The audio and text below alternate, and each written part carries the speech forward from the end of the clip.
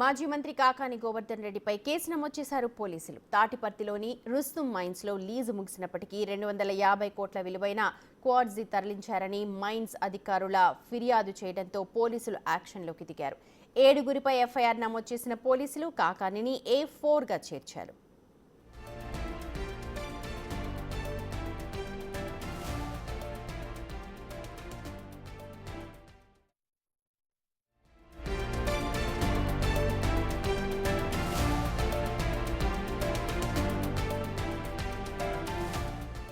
కేసులు కొత్త కాదు, విచారణలు కొత్త కాదు. ఉడత బెదిరింపులకు భయపడబోనన్నారు మాజీ మంత్రి కాకాని గోవర్ధన్ రెడ్డి. క్వార్ట్జ్ మైనింగ్ కేసుపై స్పందించిన ఆయన ప్రభుత్వాన్ని ప్రశ్నిస్తే అక్రమ కేసులు పెడుతున్నారని ఆరోపించారు.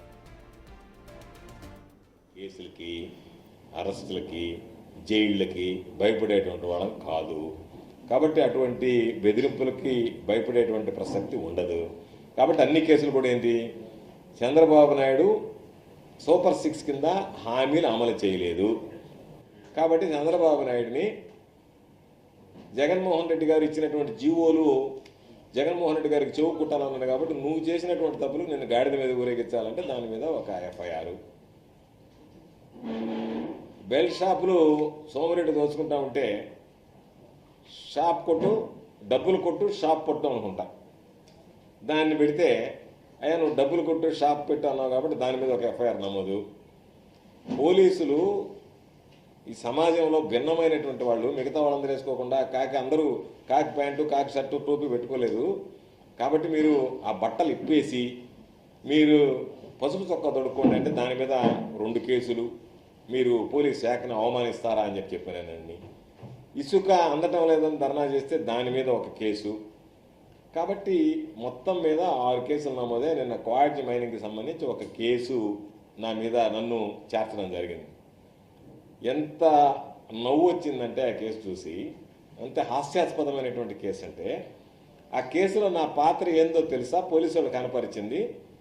నాకు సంబంధించినటువంటి నా అనుచరులు చెప్పారంట వాళ్ళకు. ఏమని, గోవర్ధన్ రెడ్డి అన్నీ చూసుకుంటాడు మీరు మైనింగ్ చేస్తేనని. నేను చెప్పలే, నాతో కాంట్రాక్ట్ లేదు కదా.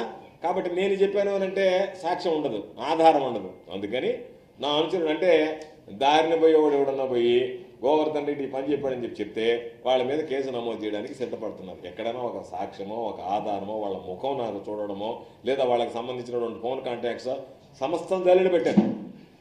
నా మీద దాదాపుగా 16 ఎంక్వైరీలు జరిగాయి. విజిలెన్స్ ఎంక్వైరీలు అయితే ఎంతవరకు ఎక్కడ ఏదో దొరకబడినప్పటికీ ఇప్పుడు ఏం చేశారు, దొరుకుతుందేమో అని చూశారు. ఓ సంవత్సరం అయిపోయింది, తప్పుడు కేసులు బనాయించడానికి ప్రయత్నం చేస్తున్నారు.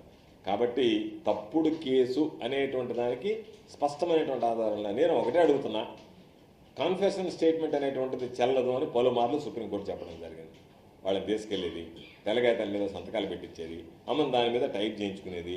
ఇది ఎందుకు చెప్పానంటే ఆ కేసులో ఏమని రాశారు ఒకసారి ఆ కేసు చూడండి. పంపించినటువంటి రిమాండ్ రిపోర్ట్లో నన్ను A4గా చేర్చేటప్పుడు ఏం రాశారు, ఎవడో పొదలకూరికి సంబంధించినటువంటి 2 పిల్లలు మేము చూసుకుంటాము గోవర్ధన్ రెడ్డి విషయంలో అని చెప్పన్నారు. అంతే, ఇంకేం లేదు.